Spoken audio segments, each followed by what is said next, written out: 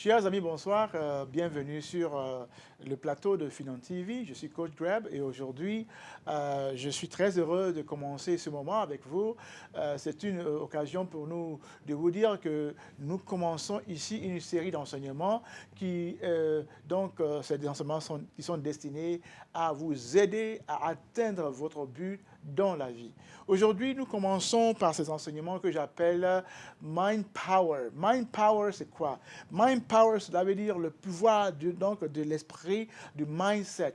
Parce que tout ce que nous voulons faire dans la vie, tout est basé sur ce que nous pensons. La Bible nous dit, tu es ce que tu penses, l'homme est ce qu'il pense. Et donc, dans cette série d'enseignements, je voudrais donc couvrir des thèmes pour pouvoir vous encourager, vous exhorter à comprendre comment est-ce que vous pouvez, vous, en utilisant ce qui est de l'intérieur, développer ce qui est à l'extérieur. Chers amis, donc, je voudrais d'abord vous saluer. Je suis Coach Greg, pour ceux qui ne me connaissent pas. Et comme vous le savez, mon travail ici, c'est un travail donc de coach, de vous exhorter et de vous tenir la main jusqu'à la réussite. Si vous êtes prêts, alors d'abord, je vais vous demander donc d'aller tout de suite vous inscrire. Si vous n'êtes pas encore inscrit, allez à Finan TV Live sur Facebook ou alors Finan TV Live sur YouTube pour donc devenir un de nos abonnés. Alors, chers amis, aujourd'hui, je voulais seulement parler d'un petit thème, voilà, d'un petit thème que j'appelle les 3 P, voilà, les 3 P de la réussite. Les 3 P de la réussite, c'est quoi? La réussite, c'est quoi, en réalité? La réussite, c'est quand on a... Est-ce que c'est qu'on est entouré d'argent? C'est qu'on a tout ce qu'il... voilà, une grande maison et tout ça? Ou alors, qu'est-ce que c'est que la réussite? En réalité, pour moi, la définition de la réussite, c'est quand j'ai atteint un objectif que je me suis fixé. C'est cela la réussite. À mon sens, la réussite, c'est quand vous avez atteint un objectif que vous êtes fixé. Ça veut dire quoi? Pour quelqu'un, la réussite peut être, par exemple, finir son diplôme, finir son cursus scolaire, universitaire et avoir un travail. Quand il a atteint cela, donc, il a réussi. Pour quelqu'un d'autre, une femme ménagère qui a des enfants, pour elle, sa réussite serait que ses 3 enfants aient fini l'université et qu'il ait eu du travail. Pour elle, elle a réussi parce qu'elle a atteint son objectif. Pour d'autres personnes, avoir réussi, c'est d'acheter des belles maisons, des grandes villas. C'est aussi une forme de réussite. Donc, la réussite, en réalité, c'est atteindre, c'est-à-dire accomplir ce que vous avez planifié. Vous vouliez faire quelque chose, vous l'avez accompli, donc vous avez réussi. Mais réussir ne veut pas forcément dire que vous êtes devenu riche. Réussir ne veut pas forcément dire que vous êtes devenu heureux, mais réussir veut dire que vous avez atteint un objectif que vous êtes fixé. Maintenant, par extrapolation, on peut utiliser le mot réussite dans plusieurs. Et dans certaines langues, on peut dire que avoir réussi, ça veut dire avoir atteint un niveau d'aisance financière et économique. Ça aussi, c'est une forme de réussite. La question qu'il faut se poser, comment est-ce que je peux arriver à réussir dans notre monde actuel? J'ai seulement 3 P dont je vais parler aujourd'hui. Il y en a plusieurs, mais j'ai sélectionné seulement 3 P pour pouvoir réussir votre vie, pouvoir réussir à atteindre vos objectifs. Et dans le cas précis, comme je suis donc un conseiller financier, dans le cas donc de la réussite économique et financière, voici les 3 P dont je vais vous parler aujourd'hui. Le premier P s'appelle P comme dans promotion. Le deuxième P s'appelle comme P comme protection. Et le troisième P, c'est P comme dans prospérité. Donc, il y a 3 P. Nous allons parler donc de promotion, nous allons parler de protection et de prospérité. Il faut comprendre que ces 3 sont liés. On ne peut pas les utiliser en isolation, c'est-à-dire que, bon, je peux seulement utiliser les 2 P, mais les autres P, je n'en ai pas besoin. Non. Alors, commençons avec le premier P. Chers amis, vous voulez réussir dans votre vie. Écoutez, la réussite commence toujours avec soi. La réussite commence toujours par soi. La réussite commence toujours avec ce que vous avez. Donc, le premier P, c'est la promotion de vous-même. Qui est-ce que vous êtes? Voyez-vous, beaucoup de gens ne comprennent pas qu'ils sont une entreprise en eux-mêmes. Ils sont tout un paquet en eux-mêmes. C'est-à-dire que quand on parle de promotion, c'est la valorisation de qui vous êtes. Donc, toute réussite, toute chose que nous voulons faire, commence toujours par vous-même. Regardez-vous un petit peu. Quand vous vous regardez, demandez un petit, quand vous êtes donc un inventeur de vous-même, vous pouvez vous demander, mais qui suis-je en réalité? De quoi suis-je fait? Et quand vous avez posé cette question, cela va vous amener maintenant à promouvoir ce que vous êtes. Un exemple. Chacun d'entre vous, chacun d'entre nous, a un talent bien précis, un savoir-faire, a quelque chose que vous pouvez faire mieux que quiconque. Quand je prends par exemple Michael Jordan avait un talent qu'il avait mieux que tout le monde. J'appelle ça son avantage distinctif. C'est-à-dire qu'il est différent. C'est ça qui le rend unique. Et cet avantage-là, c'est ce qu'il va promouvoir. C'est ce qu'il faut qu'il puisse passer. C'est sur cet avantage qu'il va passer son temps. Et c'est cet avantage qui va le propulser au sommet, donc au pinacle de la réussite. Donc, Michael Jordan il savait comment jouer. Et sur le terrain, il a dominé tout le monde. Et il s'est bâti une réputation. Quand vous avez donc découvert ce dans quoi vous êtes fort, vous construisez une réputation autour. Quand on parle d'ordinateur, on parle de Microsoft. Quand on parle de Search Engine, c'est-à-dire les moteurs de recherche, on parle de Sergey Brin et Larry Page. Ils sont devenus des icônes dans leur domaine. Quand on parle de e-commerce, on parle de Jeff Bezos. Pourtant, il y a plusieurs autres. Mais lui, il s'est présenté, il s'est proclamé, il s'est promu, il s'est posé. Il a fait donc ce qu'on appelle branding comme l'icône du e-commerce. Si je vous demande aujourd'hui, qui êtes-vous? Qu'est-ce que vous pouvez me répondre?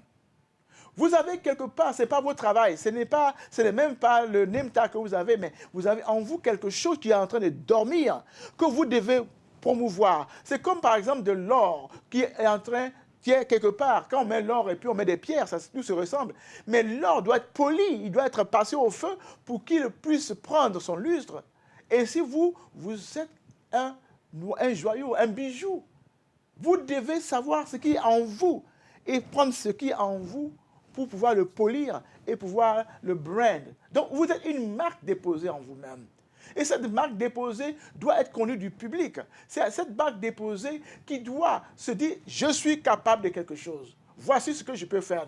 Je suis un conseiller financier. » Il y a beaucoup de conseillers financiers, c'est vrai, mais je ne suis pas comme les autres. Je suis différent.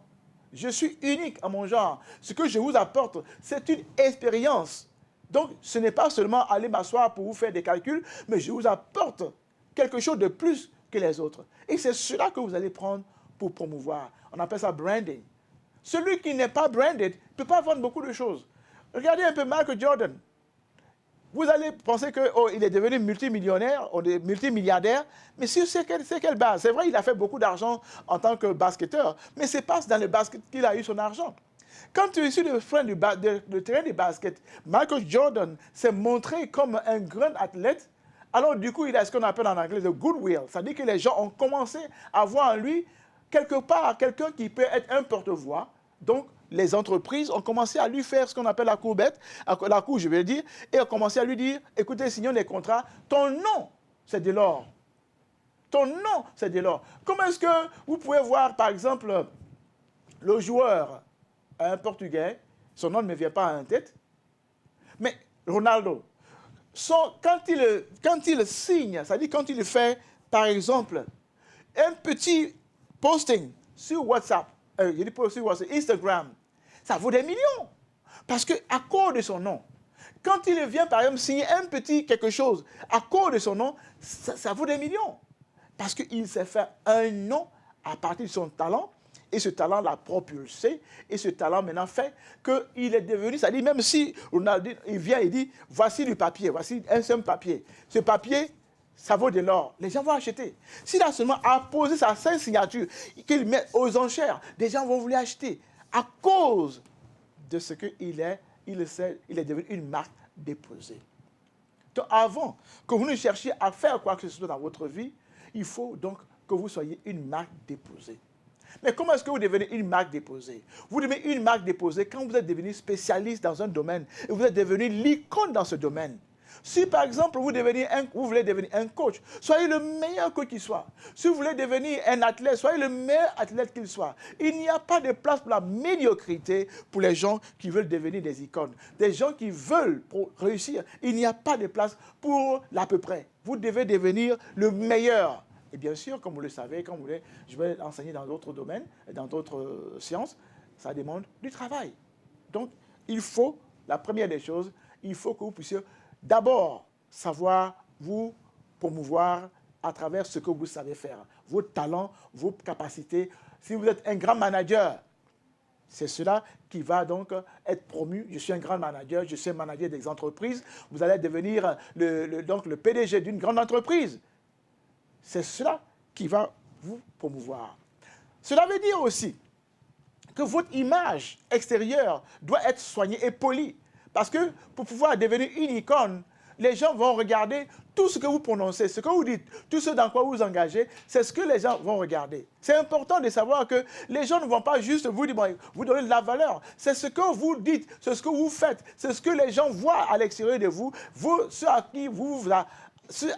ceux dont vous vous entourez, vos amis, c'est tout cela qui va faire que les gens vont dire, voilà, il a de la valeur, il n'a pas de valeur. Ce n'est pas vous qui allez décider si vous avez de la valeur. C'est le marché, c'est le système qui va vous donner de la valeur en fonction de comment eux, ils vont vous regarder. En anglais, c'est the people can appraise you and based on their appraisal, they will decide if you're worth it or not. En réalité, ce que je voulais dire en anglais, c'est que les gens décideront, ils vont faire un inventaire de vous, ils vont vous peser et en fonction de leur propre analyse, ils vont voir si vous valez de la valeur, vous avez de la valeur ou non. Donc, il faut s'identifier comme une icône dans un domaine. Il faut se présenter comme une icône dans un domaine, se différencier des autres. Et cela va vous promouvoir, c'est-à-dire auprès de tous ceux qui seraient intéressés par vous. Deuxième, pour pouvoir réussir, il faut faire attention. Il faut se protéger. J'ai parlé tantôt de votre image. Il faut se protéger. La protection, d'abord, premièrement, il faut protéger votre image de marque. Toutes les entreprises protègent leur image de marque. Pourquoi? Une entreprise, par exemple, qui a un côté sur le marché boursier, peut se lever du jour au lendemain et perdre toute sa valeur si son image de marque a été attaquée. Donc, cela veut dire que l'image de marque doit être protégée. La protection veut dire que vous avez un bouclier qui vous protège de toutes sortes d'attaques. Maintenant, cette attaque peut venir, comme je l'ai dit tantôt, de votre image. Et quand surtout vous êtes dans un domaine public, votre image de marque est très importante. Cela veut dire que vous devez être quelqu'un d'intègre, qui, quand il dit quelque chose, qui le fait parce que vous avez vu, par exemple, des grands athlètes, des grands artistes, des grandes autorités sur la chaîne, je veux dire, musicale et tout ça, ont perdu leur soutien auprès de leurs sponsors dès qu'on les a vus d'un autre côté donc, de la publicité ou alors du monde des affaires. Tiger Woods, qui est un grand golfeur, a perdu beaucoup de ses supports parce que quand il a divorcé avec sa femme, qu'on l'a trouvé dans des affaires trop louches ou alors, je vais dire, d'infidélité, cela était une mauvaise image. Les entreprises ne veulent pas s'associer à quelqu'un de ce genre. Donc, il a perdu de l'argent. Mais la protection ne s'arrête pas seulement au niveau de votre image de marque. La protection aussi se trouve au niveau de votre identité. Quand vous devenez important, votre identité est très importante. Vous devez soigner votre image, mais vous devez aussi protéger votre identité. Cela veut dire que faites très attention parce qu'il y aura des usurpateurs qui voudront venir utiliser votre nom ou utiliser votre image ou utiliser vos produits même que vous avez créés, votre label, pour pouvoir non seulement le détruire, mais aussi le voler et le copier, l'usurper et l'utiliser à leur avantage. Le troisième point où il faut se protéger, c'est que vous êtes un produit. Le produit n'est valable que s'il peut toujours continuer à produire. Donc, vous devez vous protéger sur le plan physique, sur le plan spirituel, sur le plan psychologique. C'est-à-dire que quand vous sortez, Ce doit être le real deal. Ça veut dire que vous ne pouvez pas venir devant les gens à moitié. Vous ne pouvez pas venir devant les gens avec la tête bandée. Vous ne pouvez pas venir devant les gens avec la tête baissée parce que vous avez des problèmes psychologiques. Tout cela agit sur la capacité pour vous de produire. Il est donc important. Si vous voulez donc continuer à briller sur les écrans, vous devez donc soigner non seulement votre intérieur, votre mindset, mais aussi physiquement, vous devez vous protéger contre les attaques physiques. C'est important. En troisième, le troisième P, c'est la prospérité.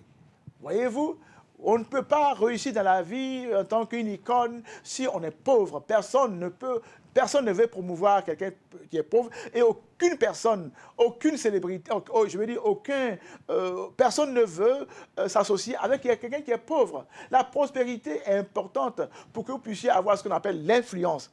Vous allez aller de prospérité en prospérité, mais si les gens se rendent compte que vous n'êtes pas prospère, les gens ne vont pas s'approcher de vous. Regardez un petit peu. Il y a un homme qu'on appelle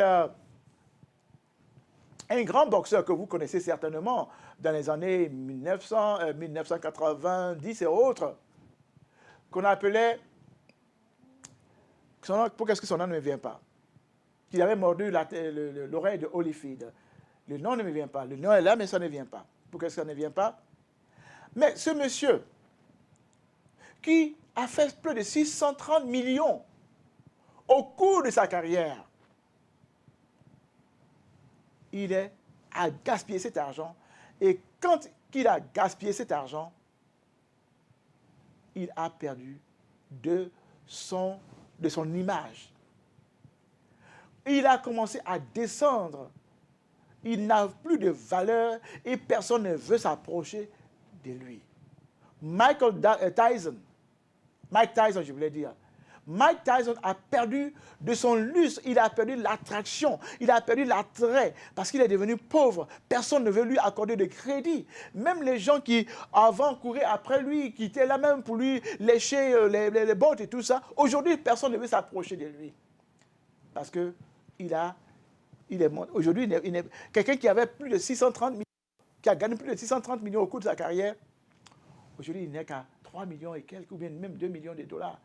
C'est comme un nain dans le royaume du super riche. Donc, la prospérité, acquérir la prospérité financière est importante. Mais la prospérité aussi dans d'autres domaines. Qu'est-ce que la prospérité? La prospérité, c'est la capacité d'avancer de progresser. Donc, si dans votre vie, vous n'avancez pas, cela n'attire personne.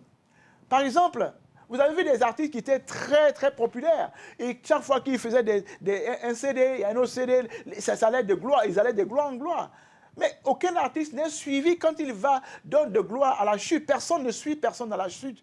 C'est pourquoi vous devez travailler très, très, très dur pour promouvoir toujours l'avancement, ce que j'appelle la prospérité. Oui, il y a la prospérité financière, vous avez beaucoup d'argent, mais l'avancement dans votre carrière. L'avancement, c'est le signe de la réussite. Avancer, c'est le signe de la réussite.